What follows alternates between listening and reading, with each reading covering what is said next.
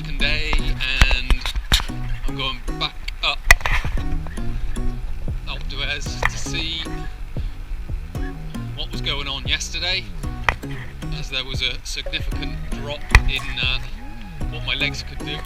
So I'm going to give that another go, and again sort of compare that to the two other times I've been up there and just see if I can make sense of what went on yesterday, and then we'll go from there. So I will probably see you at the top.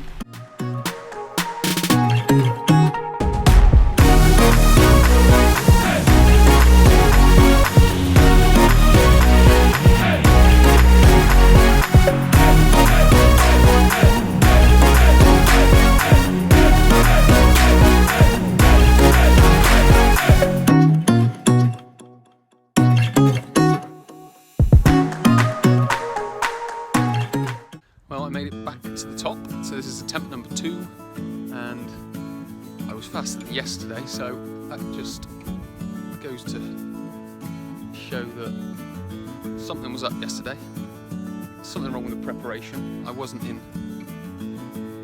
my peak physical state, if you want to call it something, and I just need to get back down the mountain now, get back, and then the segment which stops at the cafe, which is the one from last year, I need to compare that to today. I would imagine it was a little bit faster. I was 3 minutes faster to the top here, but I need to get back because the segment isn't showing up on my phone, so I need to get back and look at it on the laptop. So once I'm back down, I'll be able to check that and sort of complete what I came here to do, in a sense, and then we can crack on tomorrow with another ride, which I'm probably going to do. I'm going to go up to the Croix Der Fer, which will probably be, I'm going to do a shortened version of it. 2 days coming up here and 2 pretty hard days coming up here is ample, so I'll just do a little bit tomorrow up there, and later on this afternoon I'm going to drive up to the top of a mountain that I did last year, because I want to get the photo of the sign there, and then I've got Alpe d'Huez, Croix Der Fer from last year, and the Galibier tomorrow. So I'll have all 3 summits photographed. So I will see you back down at the bottom.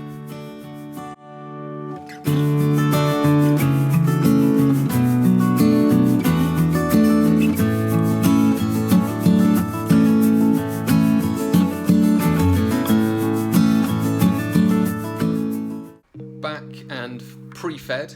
I just had something quick when I got back, but now it's time for proper food. So as you can see, just about here we've got some rice on, and then over here we've got the veg, and then what that's going to be going with is just a very basic tomato sauce.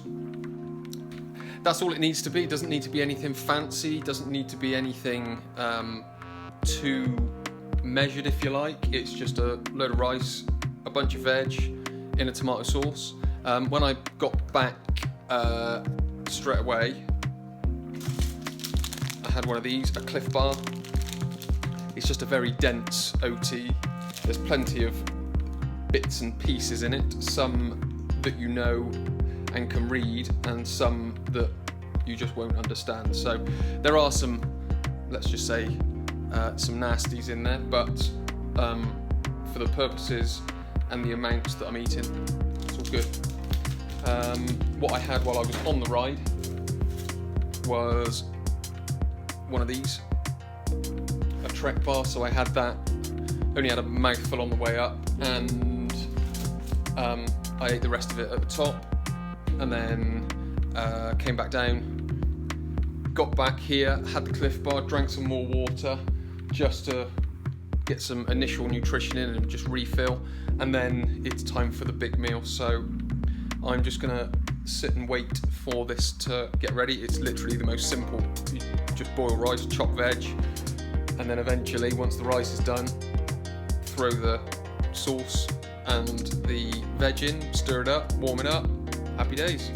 So yeah, that's about as technical and as specific as nutrition needs to be. As long as you're just eating pretty decent food, then you're moving in the right direction. So yeah, that's it. Speak to you later.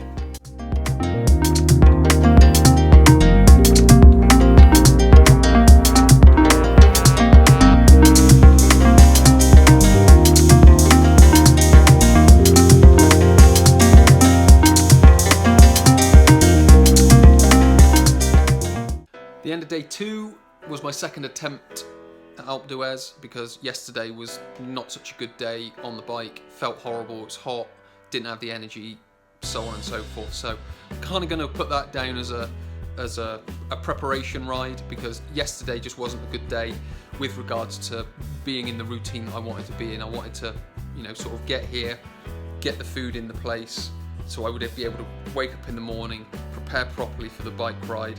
And I wasn't able to do that because I got down so late. The supermarket was just about to shut, so I literally got in there, grabbed some water, paid for it and got back out again. So there was a lot of things that just didn't go the way that I'd have liked them to go. But with that said, it was good to get out yesterday and get that in the legs. And again, it goes to show that fitness is there, because I'd already done my first attempt yesterday, and then in the second attempt, with the fatigue, I was a minute and 28 seconds faster. So if I just sort of bring your eyes down onto the computer screen, what you should be able to see is a graph. The purple line is me today, and that black line is my pace and time last year. So you can see that started off slightly slower, but then quickly got into a rhythm, and the rhythm did feel a lot better, and sort of managed to maintain a gap around 20 to 30 seconds, got it up to 40 seconds, but then it dropped. And then when it came to the last mile and a half or mile and a bit, then I knew, I was looking at my Garmin and I knew it was going to be close. So I sort of put the hammer down and went full gas to the top, and that's where you can see it go from 24 seconds ahead all the way up to a minute 28. So it just sort of shows that being prepared, having that routine, and being able to focus on each step at a time without having scattered thought of I need to get food, I need to get water, I need to get out on the bike, I need to get this place sorted, so on and so forth. What I wanted to do was just keep that in a routine. Get here, get out on the bike, get to the supermarket, get everything set up here, and then I can wake up in the morning, I can have my breakfast, I can fuel myself, get the water in, so on and so forth, hydrate, and then go out on the first attempt. But that didn't happen, so I sort of drew a line under that, and then once I knew I had everything here, it was like, well, let's start that routine from now. Started that routine from now, and then woke up in the morning, everything felt a lot better, body felt a lot better, mind felt a lot better, and I was just able to sort of, in a sense, do the ride that I wanted to do. So the rhythm felt better, the legs felt a lot better, the breathing was a lot better, I was able to control my breathing a lot better. So all of that together, everything just sort of came together once I got this routine sorted. I kind of knew what I knew what I wanted to do. It was just a case of going out and doing it. It just took a day longer for me to get there. So that was attempt number 2. Tomorrow is the Col de Galibier. I'm going to cut it sort of in half. So I'm not going to do the full ride. I'm going to drive some of the way, and then I'm going to cycle up the rest and get to the top of the Col de Galibier, and then cycle back down, and then that will be me done for 3 days in the Alps, and that's absolutely plenty. Legs are sort of plenty tired, so I'm going to crack on with 3 days, and then I got a big long drive back on the final day. So I will speak to you soon.